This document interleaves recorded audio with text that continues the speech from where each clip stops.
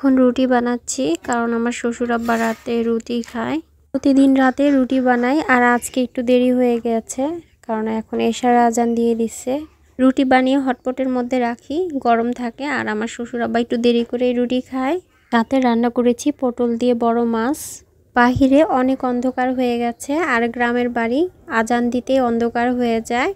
আমার রান্না শেষ হলো, এখন গিয়ে নামাজ পড়বো। আর শরীরটা অনেক খারাপ লাগছে।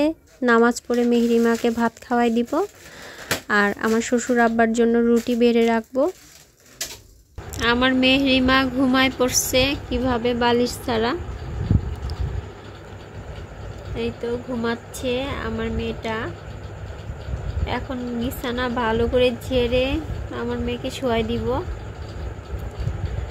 আমি অবশ্য একটু আগে ভাত খাওয়াই দিছি, ট্যাব দেখতে দেখতে ঘুমায় পড়ছে, কারণ আজকে বিকালে ঘুমায় নাই, এখন ঘুমাচ্ছে।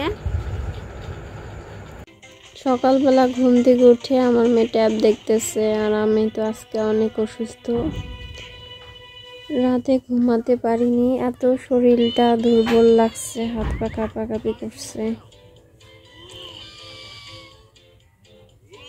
এখন শুয়ে আছি, আর আমার মেয়ে ট্যাব দেখতেছে।